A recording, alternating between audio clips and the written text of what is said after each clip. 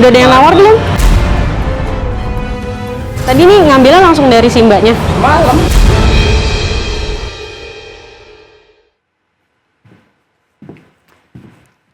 Selamat malam pemirsa, selamat datang di program Cerdas Hukum.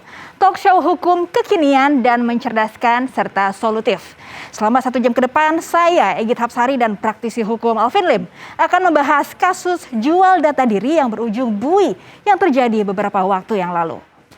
Pemirsa, data pribadi menjadi hal penting yang dijadikan sebagai data kependudukan sekaligus tanda pengenal setiap orang. Namun belakangan, data pribadi seperti nomor kartu tanda penduduk, kartu keluarga, hingga rekening tabungan kerap diperjualbelikan. Penjualan data pribadi dapat disalahgunakan oleh pihak-pihak yang tidak bertanggung jawab untuk penipuan hingga tindak kriminal lainnya. Sebelum kita memulai dialog, kita saksikan tayangan berikut.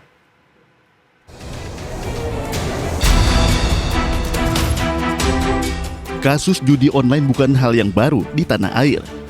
Situs judi online pun bertebaran di dunia maya, mulai dari judi kartu hingga togel.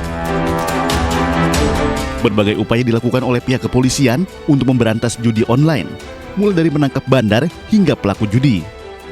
Polisi juga bekerja sama dengan Pusat Pelaporan dan Analisis Keuangan untuk melakukan pemblokiran terhadap rekening yang terindikasi menjadi penampungan uang hasil perjudian. Seperti yang terjadi dalam kasus dugaan judi online pada 2019 lalu.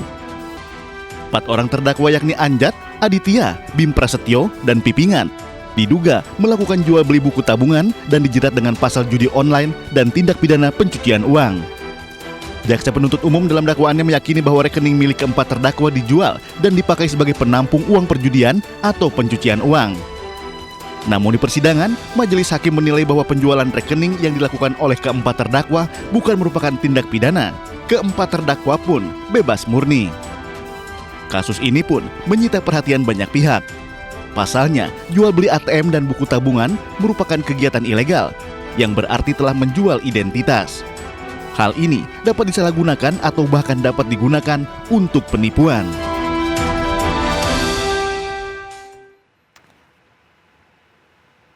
Pemirsa, kita akan membahas lebih dalam soal permasalahan jual beli data pribadi langsung bersama tim kuasa hukum terdakwa Bapak Adi Nugroho. Selamat malam Pak Adi. Selamat malam Ibu. Selamat malam. Pak Adi di sini selaku mewakili keempat terdakwa ya? Betul. Nah, bisa dijelaskan terlebih dahulu mengapa terdakwa ini tidak bisa dihadirkan di studio bersama kita? Ya, sebelumnya kami minta maaf karena para terdakwa, klien kami yang saat ini sudah dibebaskan sesuai dengan putusan Pengadilan Negeri Jakarta Utara tidak bisa hadir di tempat ini karena ada beberapa hal. Pertama, mereka semua ada di luar kota, posisinya bukan ada di Jakarta, tapi ada di Malang. Ya, jadi untuk kesini, untuk saat ini dengan kondisi COVID kayak saat ini agak susah. Itu yang pertama. Kemudian yang kedua, mereka juga ada beberapa yang orang tuanya sedang sakit. Ya, jadi mau nggak mau mereka beresiko kalau mereka meninggalkan orang tuanya, sedangkan kehidupan mereka saat ini menopang kehidupan keluarga. Kemudian yang lainnya juga mereka sedang berusaha untuk menghidupi keluarga mereka sendiri. Karena situasinya kan kalau kita melihat waktu kondisi baik-baik pun mereka sedang berusaha untuk menghidupi keluarga mereka, apalagi sekarang kondisi mereka pernah cacat namanya ya karena kasus ini gitu. Jadi tidak bisa hadir ke tempat ini untuk menjadikan narasumber langsung. Oke, jadi kita akan bertanya langsung ya. Memberikan kuasa ke kami gitu. Baik, mungkin Pak Adi bisa menjelaskan terlebih dahulu sebenarnya tujuan dari para terdakwa ini menjual belikan data rekeningnya itu seperti apa? Ya, mereka sebetulnya pada mulanya adalah tidak mengerti bahwa akan sampai terjadi kondisi seperti sekarang ini, Bu. Jadi mereka hanya berpikir, aduh saya ada rekening. Sementara rekening ini bisa dikatakan nggak pernah dipakai.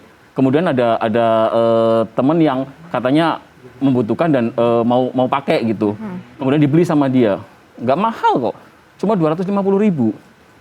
Nah akhirnya karena dia pikir nggak ada kepentingan, ya udahlah, dibelilah, dijual lah itu rekening ke temannya gitu. Nah sama temannya dijual lagi. Gitu. Mungkin juga tergiur oleh imbalan ya. Betul tergiur. Ya? Karena kan kalau kita melihat kondisi kayak sekarang itu kan kondisi susah.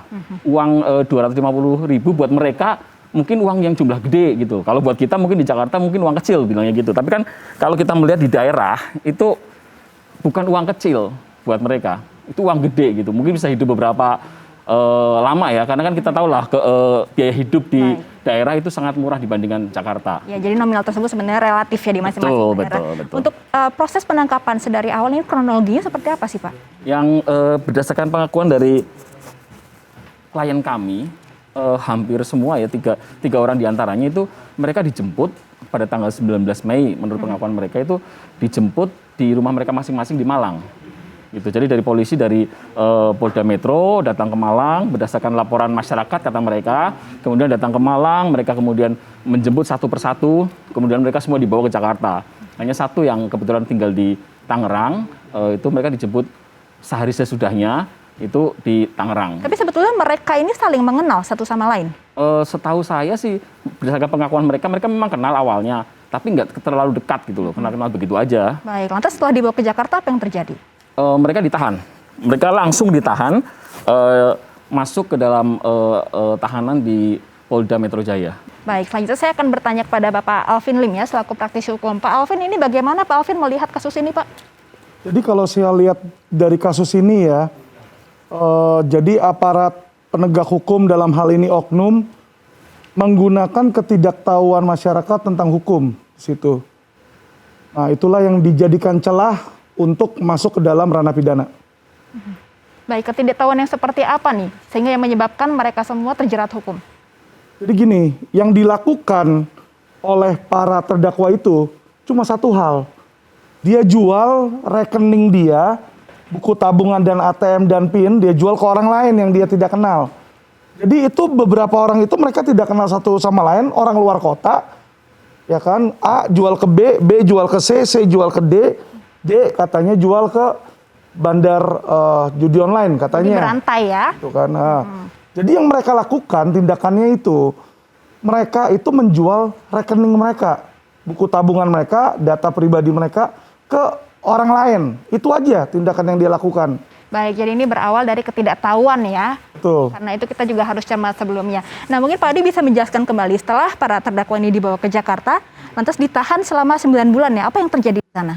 Ya, awalnya mereka ditahan di Polda Metro Jaya karena kan kasus dilakukan penyidikan, kemudian dilakukan proses pengalian dari penyidikan naik ke tingkat P21, naik ke tingkat pengadilan, masuk kejaksaan, kemudian mereka dipindahkan ke LP Cipinang. Nah, selama mereka di sana dari pengakuan klien kami, mereka waktu di LP Polda Metro Jaya, kondisi mereka menurut mereka yang biasanya bebas itu mereka harus mengalami sesuatu yang tidak menyenangkan karena dalam satu ruangan mereka harus bergerombol tinggal dengan 21 orang, bayangkan. Dalam satu sel? Iya, 5 kali informasi dari mereka sekitar 5 kali 3 lah.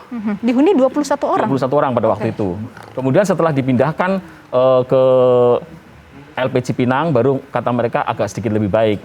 Tapi tetap ruangan kecil, mereka dihuni sekitar 8 sampai 9 orang. Baik, dan Pak. makanannya juga menurut mereka kurang manusiawi menurut mereka. Baik, Pak Alvin, terlepas dari masalah kondisi sel waktu itu, secara prosedur hukumnya apakah ini wajar begitu ditangkap dari Malang, dibawa ke Jakarta, langsung ditahan di sel Polda Metro? Jadi kalau penahanan itu memang kewenangan dari penyidik. Jadi apabila penyidik sudah merasa memiliki 2 alat bukti atau lebih, mereka bisa menahan. Itu yang diatur di dalam KUHP. Baik, jadi ini sebenarnya sudah sesuai prosedur sampai dengan proses penahanan. Penangkapan itu, penahanan itu sesuai prosedur. Tetapi yang tidak sesuai di dalam kasus ini adalah dasar hukum mereka. Ya, jadi sesuatu yang bukan pidana, mereka anggap pidana. Dan alat bukti yang digunakan di dalam kasus ini sebenarnya itu tidak ada alat bukti. Tapi ada dugaan rekayasa. Baik, mungkin ke Pak Adi bisa saya gali lagi, sebenarnya ini dugaan rekayasanya seperti apa pada saat proses hukum? Ya, kalau kita melihat ya, dugaan rekayasanya ini kental banget. Yang pertama, pada waktu terjadi penangkapan, keluarga tidak diberitahu. Kami waktu buka BAP mereka, surat penangkapan itu tidak ditandatangani oleh keluarga. Itu yang pertama. Padahal setahu kami, itu kalau terjadi penangkapan, itu harus keluarga mengetahui. Karena kan ini penangkapan, Bu, dari aparat negara, bukan penculikan. Kemudian yang kedua, kami melihat juga ada beberapa pengakuan dari salah satu tersangka bahwa mereka waktu tidak pernah di BAP. Tidak pernah di BAP? Ya, bahkan ada tanda tangan yang merasa dia nggak pernah tanda tangan. Gitu. Baik, kita akan menggali lagi terkait proses BAP dan proses penyidikan selanjutnya. Namun pemirsa, apa saja risiko dari jual beli data pribadi? Kita akan membahasnya lebih lanjut usai jeda, tetap di Cerdas Hukum.